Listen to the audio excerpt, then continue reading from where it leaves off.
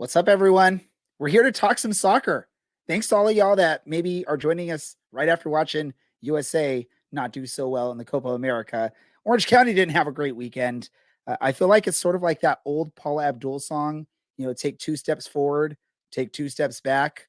That's sort of what Orange County is doing right now. Hopefully that means good news in a couple days here where they take two steps forward again. We'll get into that. We got a friend joining the show to talk to us. We got two matches to preview. And we also got to talk a little bit about this past weekend. Let's get into it. Welcome to the Podcast of Champions. This is the Orange and Black Soccer Cast.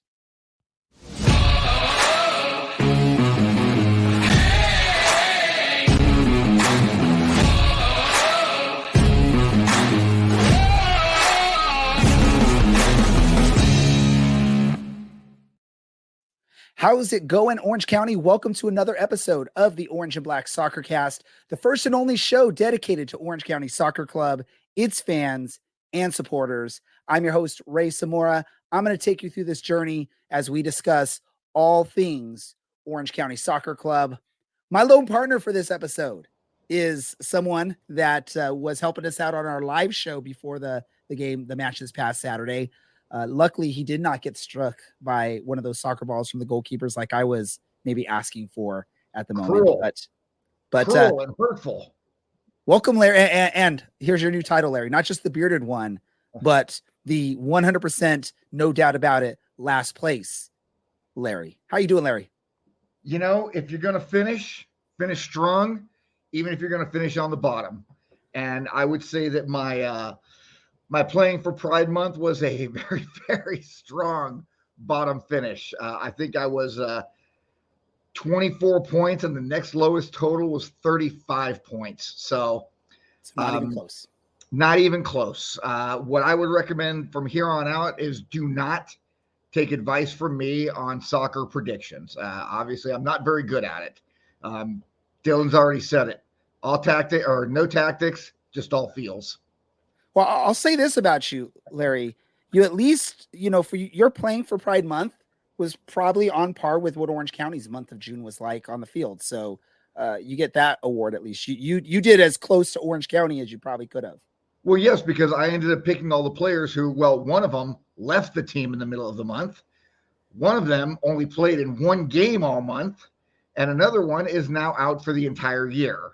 So, and then I don't even remember who the other two were. It was just, that was just, man, I like some rough choices. I like Chuck on the chats already. He's already throwing shade here. But you shouldn't have picked Gnarly. Gnarly should not have been on your roster. I feel like Gnarly might have been better than some of my players did. Yeah, I was going to say he probably, maybe we just add Gnarly as sort of a safe choice next year. Whereas like if he makes an appearance at the stadium, you get 2 points. And that's just sort of the safe route for people. If they want to get a guaranteed 2 points every match, you do that.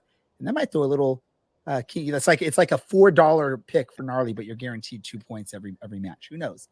But before we get into the results of the Playing for Pride, let's talk about briefly, Larry, about the match this past weekend. Orange County looking for revenge against an Oakland Roots team that the last time we saw them was up in Oakland, and it wasn't a beautiful result in that match. Orange County came into this match on the high of a victory on the road against Indy 11. The fans were in force at the stadium. It was announced as a sellout, but obviously the way sports go, it wasn't every single seat taken. Unfortunately, Orange County goes down early on in the match, the 15th minute. We just saw that on the replay there, and never are able to bounce back. I mean, they looked better after conceding that first goal, but they couldn't make anything of it, even though there were a couple good chances later on in the match. Larry, you were pitch side. You were hanging around, and seeing everything as close up as anyone at the stadium is able to see other than the players and the refs. What were your overall thoughts of this match? And before you talk, I don't want to hear anyone say that the first goal was offside. Ashish was keeping the Oakland player onside 100%. I know there were thoughts about that when I was talking to people at the stadium. Go, Larry. I talk too much. That's fine. You know what? This was a tough game. I don't know how many people are aware, but to include Saturday night, the last 5 games against Oakland, we are 1 win, 3 losses, 1 draw. So we are not, since the 2021 playoffs, and beating them in the what was the semifinal, Western Conference semifinals. We're 1-3-1 against Oakland, so that's not very good. They have our number right now. Again, we are playing with a makeshift back four. Colin did everything he could.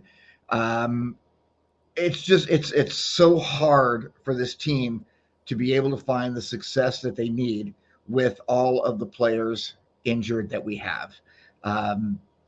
When you only have, again, what 13 guys and you have 2 goalies in your 18, man, that is a scary prospect. And you have to think, how do we pull something out of our hat, in this kind of situation? And right now the team just can't do it. And it's not any fault of theirs. It's just the circumstances of the injuries. They're killing us. They've been killing us all year. And I don't feel like we played great. I think the guys did the best that they could, all things considered.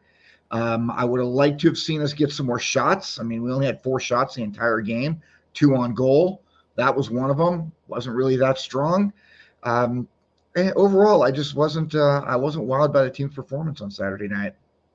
Can we say on that one that we were just referencing, it's the free kick that Christian Sordo, I believe, was the one that took the shot. Yes. We definitely are missing our normal kick taker or options from that spot. If you look at it, right, the options would typically be a Brian Olowski or maybe a Marcus Nogim taking that shot from that spot. Or Sofian Jafal. Or Sofian, who's no longer there. Yeah. I want to go back and producer, you don't need to go back on the highlights. I think we all know what we're talking about here. I'm going to ask, I know, Larry, you're not a soccer ref, but you are a sports official. I am. I just want to get your thoughts about the play where it looks like maybe Bryce Jamison is the one that gets fouled, but Oakland gets up. The ref is sitting there, doesn't make an initial signal, and then right away points toward, or waits 5 seconds, 10 seconds, points that it's Oakland's ball. I think Orange County was anticipating it's ours, so they're not getting prepped on defense. The ref makes the play. Oakland goes quick. They get a shot on. Shuttler gets a yellow card for arguing with ref. What are your thoughts on the way the ref handled that? Is that something where if the ref took a long time to make the call, should they maybe make Oakland wait for a whistle? Or is that just the way the game goes and we just were unlucky there? Umpiring baseball is so much different than umpiring soccer. Soccer, it's let's go. Baseball, you have more time to sit back and think about what's happening, even when you're behind the plate. And pitch comes in, you have time. Bam, it hits the glove. Pause. Strike. Bam, next one hits the glove. Pause. That's a ball. It's just soccer moves much, much quicker. On this particular case, this one that you're talking about, the referee can't. And we just saw it tonight in the Copa America game with USA and Uruguay. Almost a similar situation. Referees pulling out a yellow card and then lets Uruguay just start right back up. Well, you can't stop a team and then let the other team go. And on that one, I think that was there's an absolutely reasonable reason to get a yellow card for Shuttler. I mean, sometimes you got to say something to a referee. In baseball, you can say something to a referee, to an umpire. You just can't say anything about balls and strikes. You can't argue that. So there was a lot of questionable stuff in this game this past weekend, and it was pretty disappointing. Yeah, I know the fans, and I'm going to admit I'm one of them. We're not too happy in the closing maybe 20 minutes of the match.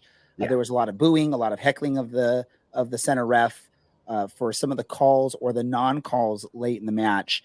Everyone that has talked to me about it knows that I'm of the mindset, if it's a foul outside the box, it's a foul in the box. I know, I watch the sport. I know that that's not the way the matches are usually officiated, but there's nothing in the rules that say it has to be a more obvious foul when it's in the box to be called. I mean, pretty much it should be, if it's something that's going to be called. And we saw instances of, and I'm not saying the ref only made bad calls against Orange County. I mean, there were some bad calls both ways. It just seems in the final moments, it was Orange County that was getting a lot of those calls. And the one that I was curious about was our interim head coach getting a yellow card. He looked a little shocked. I think everyone knows if a ref comes talk to a coach, the center ref comes to talk to the coach, it's almost always going to be a card. He looked like our coach looked like he was shocked that a card came out. So I don't know if maybe because I think at that point the fans were getting very vocal. I don't know if maybe the fans were part of all of that going on. Well, you can't give a coach a card because the fans are upset. That's ridiculous. But yeah, I'm not saying it happened because they were upset. Maybe there was something that was said and the fourth official heard it and looked over and thought it was the coach that said it. Who knows how that all works? Yeah. But yeah, go ahead, Larry, with what you were going to say. No, that's right. Yeah, I was really surprised by that. I mean, obviously I wasn't close enough to hear what was being said over there on the bench, but when all of a sudden the center ref, and he's on the far side of the pitch, blows the whistle and trots all the way across, I mean, you know a card is coming, and then you have to ask yourself, well, okay, Hardiman, what did you say? Did you cross a line? Did you use that word that they use in the movie Bull Durham that you can't use when talking to a sports official? Ray, I see you looking up trying to remember what the word is. I'll tell you off air. Can't say it on air. I'm not looking up anything. I'm actually sort of looking around at the screen to see what great graphics we have that producer Andy has shared on the screen for people to see that are watching the video version of this. Yeah. Yeah. I mean, obviously something happened there. Who knows what it was? Obviously the fourth ref knows, and he felt he was slighted, and he had to call the center ref over to go ahead and give the card to Hardiman. I mean, in the end, right, I'm not trying to make any kind of, and thank you, producer, for reminding me, the game flow chart is courtesy of American Soccer Analysis. They've allowed us to use their charts on our stream, so we appreciate that. I don't want to put blame on the ref. In the end, Orange County had a poor match. They couldn't capitalize on some of the few opportunities they had, and they sort of let the ref get in their head, and they weren't playing. And we've seen this numerous times this year. We've seen players getting frustrated on the pitch. I think everyone knew when Tomas Amon came on the pitch, there was going to be a little bit of animosity on his side. He's going to be a little upset and looking to get a little bit of revenge. And I think you probably saw, I'm not someone that is a fan of cheap shots or, revenge shots or something, but you could see that Amon was maybe trying to give a little extra nudge to some of the Oakland players for what happened the last time he played against them. Obviously, Kyle's been frustrated all season, so we've been seeing stuff out of him. The team is just, we mentioned this going into June. The team is just not clicking right now. There's no chemistry on this team. It's a lot of players trying to do things individually. There's a little bit of team concept there. I'm not saying they're not teammates. I'm not saying they're not getting along. I'm just saying that they haven't found that chemistry. In preparation for this match, I was really thinking about like patterns, right? If you look at this team, at least since the podcast became a podcast, the team typically has a good year, a poor year, a good year, a poor year. So if you go back, 2018, pretty strong year, make it to the Western Conference Finals. 2019, a pretty crappy year. 2020, I'm going to just say that doesn't even count because that was the COVID year and it was all weird and hectic and crazy. 2021, a good year. It was okay. 2021 was okay. 2022, not so good. 2023, good. So if we're following a pattern here, 2024 is sort of following into that pattern of a not so good year. And we're now at the point where we need to maybe start panicking. And maybe I saw some comments. Maybe we need to start playing some of the young players and getting that development going and seeing what we have, seeing if we have any good diamonds there on the young players. I know we've seen some of them, but maybe see a pair or a trio of them in one match. Obviously they're used to playing with each other on the two team, throw them in there and see how they help maybe energize or provide a little spark to this team. Obviously we're hoping that some of the injured players come back and that does that as well. But right now we're on the outside looking in and it's not a really comfortable spot, especially for all the expectations heading into the season. Right, Larry? Oh, absolutely. And the expectations were extremely high coming into the season. And we all had them. There was always the question of how are we going to replace Milan and those goals that he scores? But when that announcement came that Dogman, Lamb, Powers, Foxy, Marcus, and Colin were all coming back, all of us were over the moon excited because That is a great defensive back line. It's phenomenal. But they're all hurt. I don't know if you know this off your top of your head. I know you're not the person that typically has these types of stats. This would be more of a Brad or even a Dylan thing. Maybe producer Andy can find the answer if we can't figure it out. How many matches have we seen with what was our projected starting back line? I don't think we've had one match where all four of them are in the lineup, right? Zero. Because Dylan Powers has not played an entire game this year. Obviously, that makes sense, right? I apologize. I wasn't even thinking about that. Yeah, I think Marcus has only played. I mean, we've played 16. I bet you Marcus has only played 6. I would guess. Boxy's only been in a handful. Ryan Dogman's been in and out. And when he came in on, and this blew me away, I realized that we're struggling for goals and we are struggling for offense. And Ryan Dogman is a great left wing back, but he was up front playing left wing. Mm-hmm. No disrespect to Ryan because I love the guy and he's a fantastic human being, but trying to replace Milan Olowski on left wing with Ryan Dogman on left wing, that is not going to work, not in this lifetime. I don't know a lot about tactics, but I'm smart enough in regards to soccer to know that. So yeah, it's just when you're having to piece together things like that, it's Dolly Parton's quilt of many colors or coat of many colors or whatever the hell it's called. It's just it's not going to be a formula for success, unfortunately. That makes sense. So were there any positives you saw from this team on Saturday, or is this one of those matches you just need to dust it away, put it in a box, forget about it, and there's really nothing you can take from this match? And again, me and you, the two of us, we're not the most tactical and the most, let me just say tactical of the hosts on the show. So this is, I think both of us go more based off of what basically the feeling and the sight that we saw. We're not really breaking down soccer tactics and analysis. But is there anything that you saw out of this match or that you remember from this match that you want to see continue? Kyle has been a rock star all year. It doesn't matter what's going on the field. Kyle is going to be fantastic. So we can pretty much put that in our back pocket that's going to be a positive every single week without question. I kind of liked how Sergio Chavez played. I think he did a very serviceable job filling in. Is he going to be hold on really quick, Larry? Let's pause. We got producer Andy wants to chime in really quick. Andy. I think it's Jordan Chavez. Jordan Chavez? Okay. Pardon me. Sorry. That's why we pay him the big bucks, is to make Jordan, sure if you're listening, my apologies. So we'll just go with Chavez for now because the lineup that I was looking at says Sergio Chavez. So anyway, I thought that he did a very, very we're gonna go with serviceable. He did a good job Saturday night. Outside of that, there was a lot of things that were awfully messy. I do really like how Ethan Zubak is playing. He has been getting, I feel like him getting these full 90s is bringing his game level up. Is he going to go out and get us, 12 or 15 more goals in the last 18 games? I don't know about that. I don't think so. But I'll take 7 or 8. I'll take 7 or 8 from Thomas Amang as well. So, if we can get some of those things back up and firing, I think we'll sneak into the playoffs at the end of the day.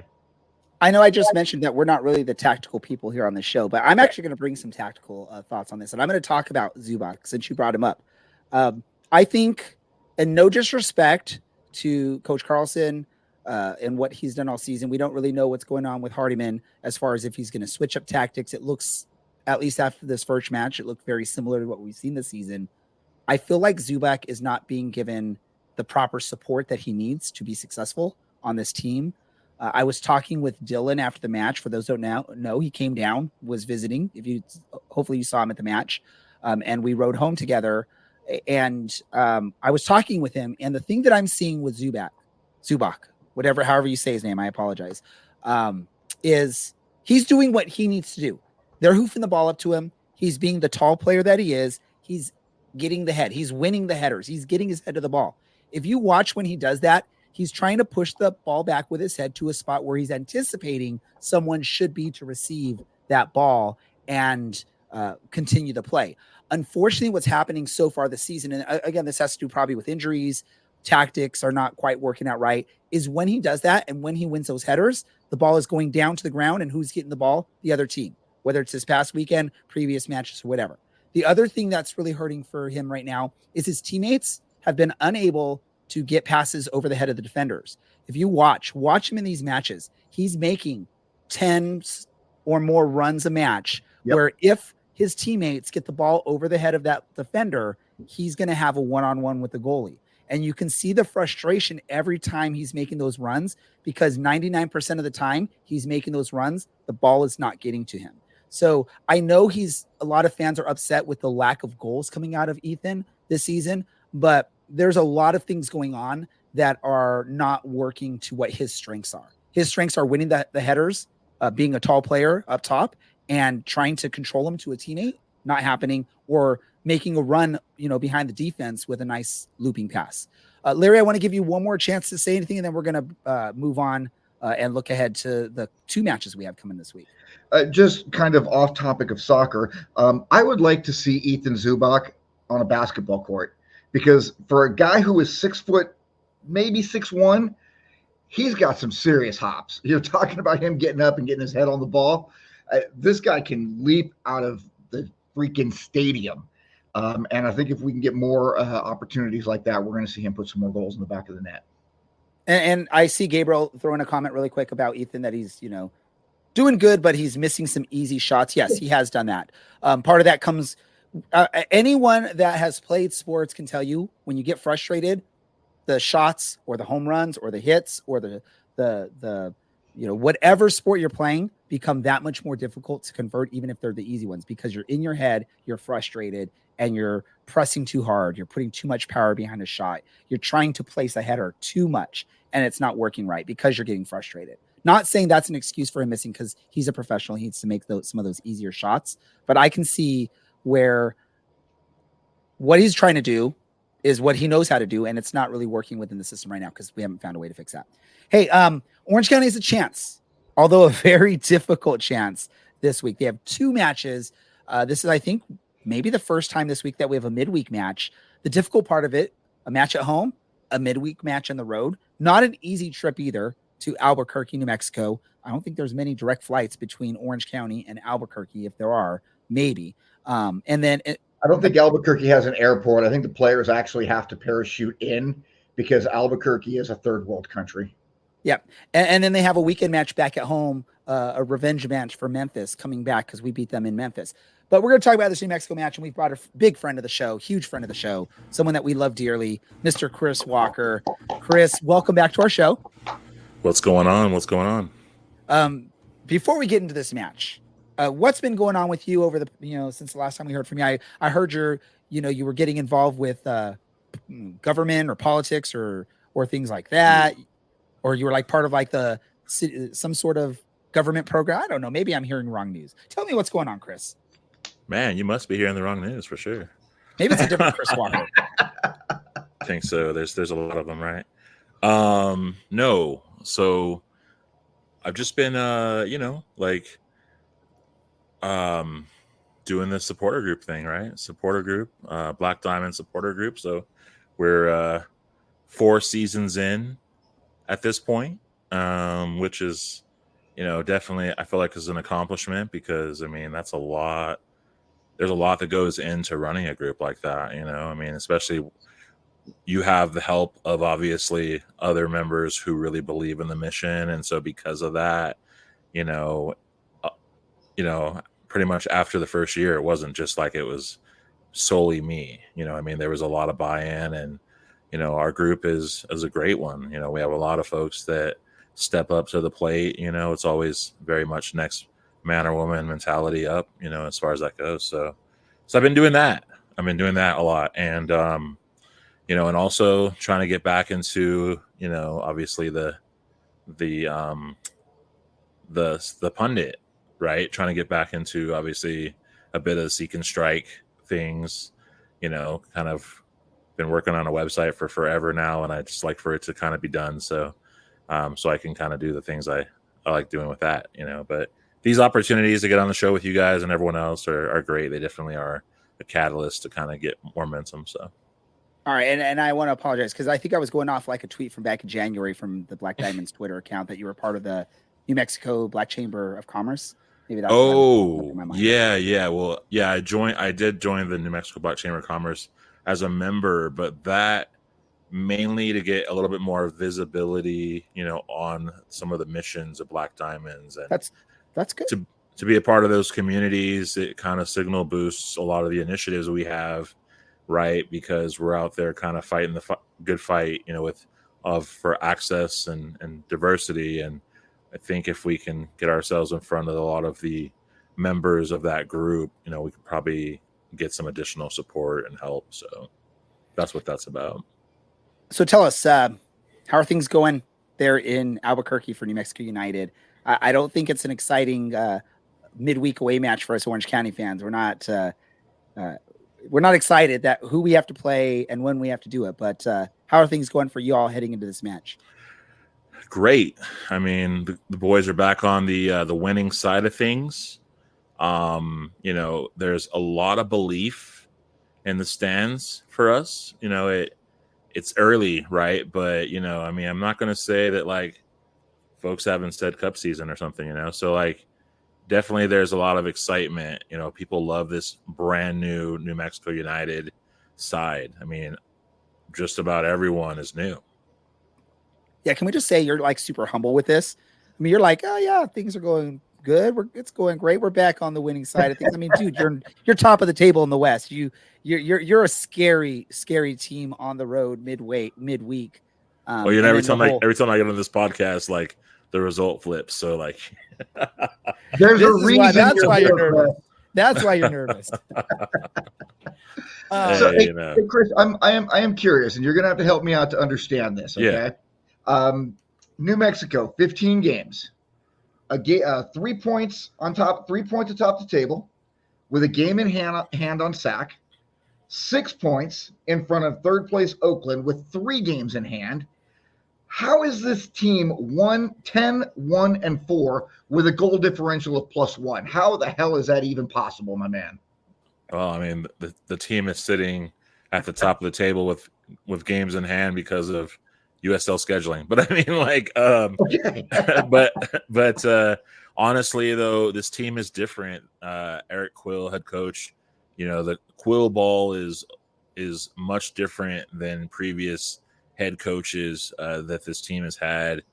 Like I said, there's a lot of buy-in. They do gel. There's definitely a few techers on the team. You can see that in like, how well they set each other up. So like they're at the top because they truly believe that that's where they should be.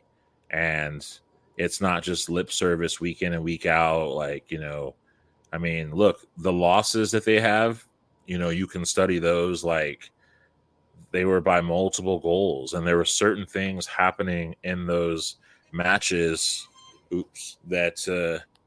Certain things happening in those matches that really made why the result went the other way. Playing out the back on teams that are pressing. And I mean, making defenders make bad choices when they're the ones holding the ball, right? That was a big thing. Or playing too high up on teams with a lot of pace. The other team can win the ball, at mid pitch, and they can obviously dink it out front. Then it's just a foot race, right? So there are anecdotal things that cause those losses, but they're, like I said, they're spinning the results because, it's the training and it's the conviction during the week to do the thing they need to do. If you had to pick, like, what's the biggest weak spot on New Mexico with the team right now? Like, I'm sure, obviously, teams already know this, but from your eyes and what you've seen, what's been the biggest weak spot on turnovers? Turnovers is the biggest weak spot. Like, the pass that goes like 30 yards and kind of starts to fizzle out after 20, 25 yards, or 25, I guess, feet, you'd say, or yards. But like it's that, right? That's the thing I see is the turnovers. It's the passes that don't make it to the next player, or they're very projected passes. They play real direct sometimes, and that's a big weakness of sort.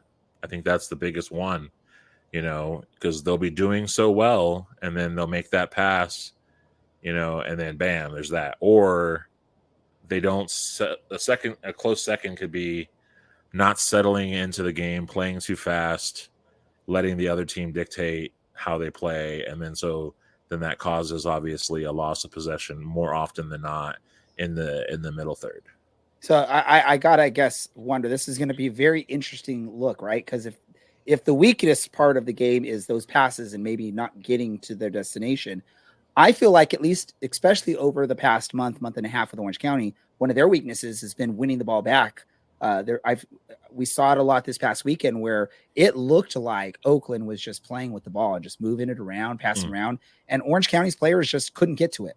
And I'm not saying they weren't trying, they weren't putting the effort. It's just whatever's happening is our team just is having trouble winning that ball when it's moving around the midfield like that. And Larry, jump in there and tell me if I'm saying something that you're not seeing. But I feel like that's been a big weak part for Orange County recently. So that'll be interesting to see. New Mexico not finishing a lot of those passes crisply, right, and Orange County not able to win the ball back in those types of instances. Who's going to be the one that can solve it this past week or this next weekend, or not weekend, in 2 days? 2 days. Yeah. Yeah.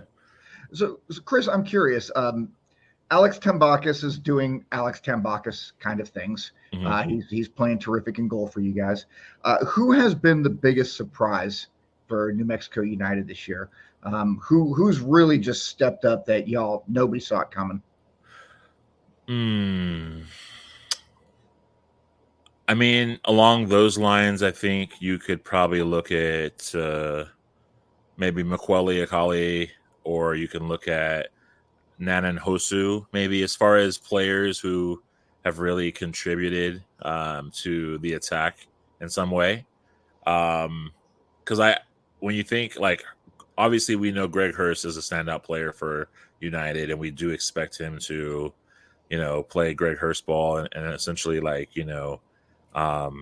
be a prominent force in the matches. But I will say this, though, like, if you looked at the last 5 or so games, I mean, the defenders have definitely impacted the scoreline. So maybe there has been a little stunt of growth from the forwards too, right? Like, we're not taking many shots in the games, and when we're just trying to square up and have the full goal mouth in front of the player instead of just letting it rip from outside the 18 and, looking for that second ball, right?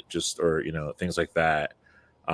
So they play team ball, though. I mean, the defenders have certainly been in the storylines, like, week in and week out. Just this last match against San Antonio, we had Abdi Mohammed, who, obviously was very thriving when he was running up the pitch, and, obviously being a part of, like, the counters. And then on top of that, like, the guy squares off and has a header that, like, essentially, like, equalized the game, right? So, so you can't really count out the back line, or even, some of the players that are coming forward, right? So, so if you want to say that, just to kind of revisit, because I hate to, like, have taken you around the world, the world on that answer. I think really it's going to be the guys that you aren't focused on. So the Nanan Hosus, the Zico Baileys, the Abdi Mohammeds, or like the Talon Maples, like the different players that, you just assume they're just playing the one position, as backline or midfielder, but then they're an attacking player that gets hot or, has a different angle on it. So that's who's been really the standouts for us too. So. Gotcha. We have a couple of questions from some of the listeners out there. That's good. Gabriel wants to know, how do you feel about Open Cup chances versus LAFC? Thanks for the question, Gabriel. Appreciate that. Honestly, like, I'm going to say I feel like we have a chance, right? Like, I understand the LAFC is a force. They're obviously first in the West, and, Danny Buenga is, like, serious. That's a quite the monster on the pitch, right? And, you know. But I do think that just as much as they are the monster that they are, I think that there is still a slight window for a team to come in and just be gelled and be playing well. I mean, I think we have a chance, like if you wanted me to like antiquate that to like numbers, like, man, I feel like we have at least like a 35-40% chance to get that dub, and I think that's a good percentage, you know what I mean, at that.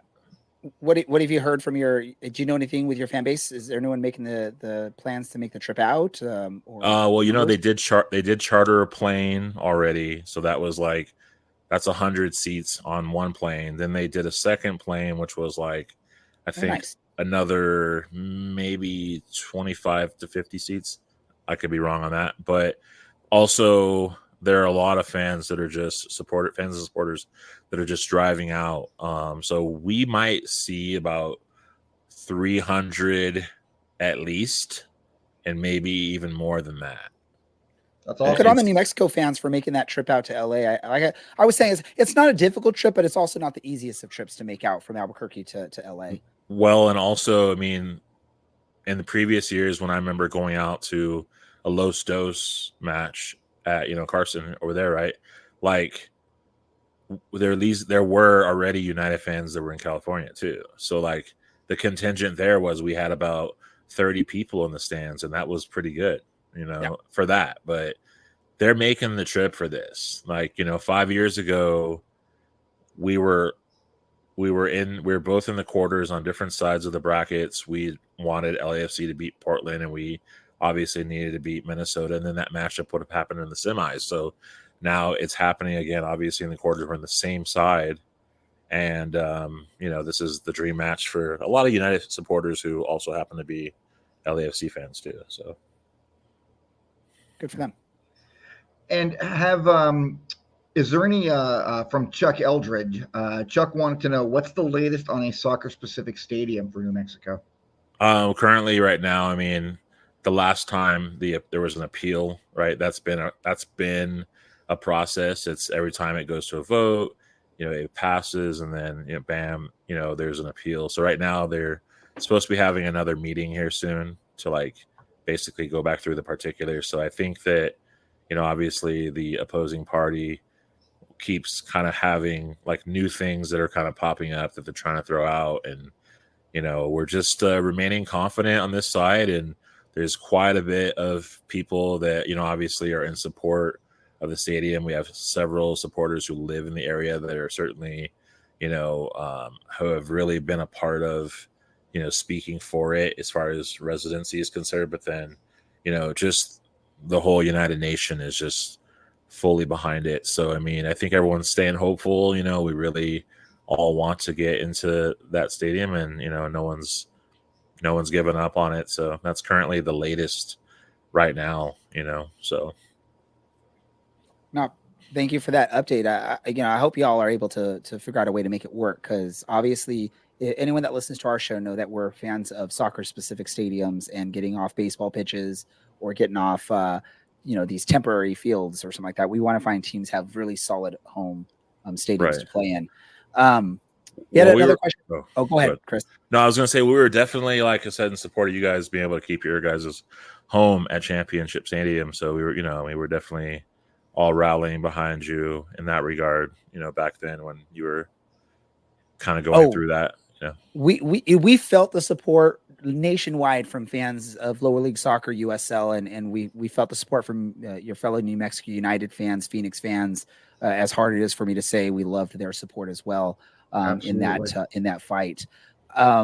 And that's something that is just for the success of the league, just getting these soccer specific stadiums and getting like the ability to control the stadiums you're playing in as well is going to be a big part of the growth, which I know Orange County is still, they're not fully in control of their venue, right? It's still owned by the city, but they have a little bit better of a position than they had in previous seasons. Right. One question that we did have come up from actually one of our writers that contributes to some of the great written content we have on our website. So for those that didn't know, go to our website. You can read stuff from DK Jenks and all of our other writing team previews, recaps, other special articles. He wants to just know the way New Mexico has been playing in their current run of form. Is that something that you feel like they can actually sustain throughout the second half of the season, or do you anticipate a little bit of some road bumps or speed bumps or hiccups? No, I think they really can still sustain that. Because again, like they really believe that they should be like at the top. And, this is certainly about getting 3 every time, every instance, like fighting, being unrelenting. Like they really are about what it's about, and you see it. I mean, even last year we saw how the belief mechanism worked when Quill first came on the scene and just what they look like through 10 matches and how they were able to beat some giants. I mean, getting that win on Sacramento, that was pretty convincing and whatnot. And of course, already going into Phoenix, right? Like a couple times now and getting the win at their pitch when that was always going to be a challenge for us. So, I mean, it definitely can do it. And to be doing it with 2 competitions kind of looks reminiscent to the very first year, right? Getting deep in Open Cup and then also still being like unbeaten at home at the same time. And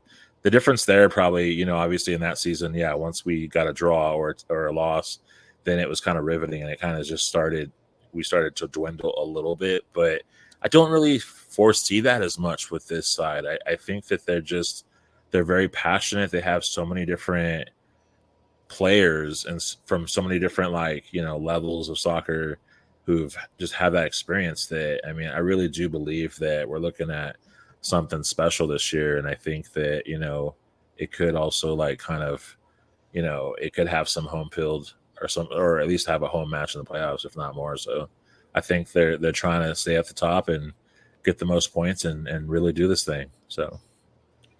Awesome. Well, I mean, obviously you're going to be a tough opponent in a couple of days for a struggling Orange County team, but hey, that's the beautiful part about this game is any team can win on any given night. It doesn't matter if you're top of the table, bottom of the table, or somewhere in between. That's where this, 1-2 goal scoring difference really comes into play. So it's really awesome and beautiful. Before we say our goodbyes, I want to get your score prediction for this match, Orange County traveling out to New Mexico. What do you think the result will be? We're a side right now we're getting multiple goals, which is a nice thing, right? We're not worrying about where the second one's going to come. I mean, there are those slow starts and whatnot, but at home, I feel like the prediction's probably going to be like 2-1. I don't know that. Because, I mean, with them, it's like they want to score first, obviously, right? And they would like to keep that clean sheet. I mean, United's got 4 clean sheets currently, right? But they would like to keep that.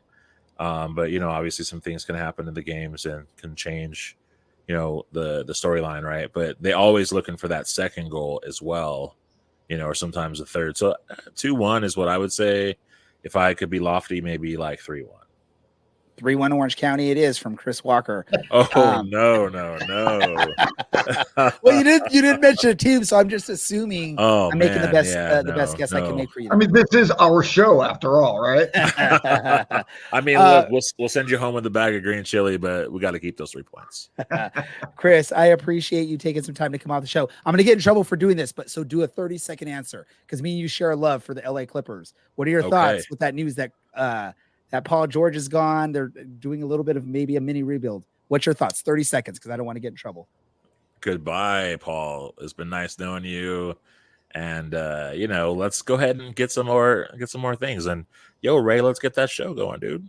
Yeah, we got to figure out. Me and Chris were talking about it a few years back. Let's get a Clipper podcast going. Let's do it. Maybe we could do it now that we know how to do these podcast things a little bit better. I got that new hat. We're good. There we go. Everyone, follow Chris. Pay attention to the Black Diamonds. That's the important spot. Go to the Black Diamonds, support them, support their causes, do whatever you can with them. Also follow Chris, though. He's a great guy. He's a friend of the show. Thank you, Chris, for taking some time to speak with us about New Mexico. And best of luck for the rest of the season. Just don't have a good game, a good match on Wednesday. Hey, you guys didn't have that player on this time. That might be my good luck this time. There we go. There we go. Thanks, Chris. As All right, always, see you great later. to have you on the show. We appreciate it. For sure. Really quick, I want to get our prediction for this match, Larry. I'm going to go first. I gotta have faith. I gotta have faith in this team. Like I said, 2 steps forward, 2 steps back. Let's take 2 more steps forward, and let's go with a 2-0 victory for Orange County. Larry, what's yours? Well, here's the beauty of things. Obviously, based upon playing for Pride standings and based upon the prediction standings so far this year, I pretty much suck at this. So we're just going to go ahead, since I'm always wrong the last 2 years at least, and I'm going to agree with Chris. 2-1, New Mexico. I hope your pattern continues as well. So we're both playing the pattern game here, right? We're both going in with patterns on this. So that's the way this things go. This is what happens when you don't have Brad or Dylan or someone that actually is sort of logical about their thoughts. I love it. Before we get into talk about how playing for Pride went, I do want to talk really quick. Memphis is the team we play this weekend. I'm not going to even pretend that either of us really know much about Memphis other than what we saw the last time we played them. I will say this. We beat Memphis on the road. I'm sure there's going to be a little bit of revenge in the mind of the Memphis players. Memphis is playing pretty good right now. They're 4th in the table in the West. This is where I was saying at the beginning of the show, not an easy week for Orange County to recover from the loss this past weekend. Anything you want to say, Larry, about this Memphis match before we do score predictions for that one? Memphis has been playing some pretty good soccer lately as well. They're putting a lot more balls in the back of the goal, back of the net than we are. I think we got away with one a couple of several weeks back when we played them in their house, and we had a lot more of our players. We had a lot more of our players then too. We had a lot more of our players than we did at that time.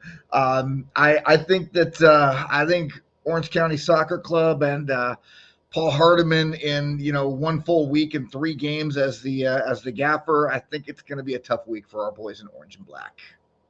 All right, so let's get score predictions. At home against Memphis, what's your prediction, Larry? 1-0 Memphis. I'm going to go 4-2 Orange County. Ooh, 4-2 Orange County. I'm being brave. 4?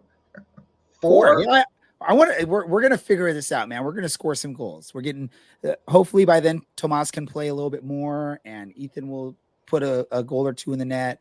Maybe Cameron Dunbar will figure some things out on his shots. I'm having faith on that one. All right, let's do this. At some point, somebody has got to bust out with a flood of balls in the back of the net. Cameron, Bryce, Ethan, Ryan, Tomas. It ain't going to be Brian. Ryan Flood? Ryan. Maybe? Oh, Ryan Flood. Ryan Flood can be the Flood. I don't care who it is. It's got to happen. It's got to happen now because we are 16 games into a 34-game season. We're running out of time. So really quick before we talk about playing for Pride, our producer just messaged on the boards, but I want to get the audio on here for people that don't watch or don't see that stuff. And that's just Chris from the Black Diamonds, who we just had on the show. They will have a fundraiser coming up soon to send a young 15-year-old out to England. They need some help raising some funds.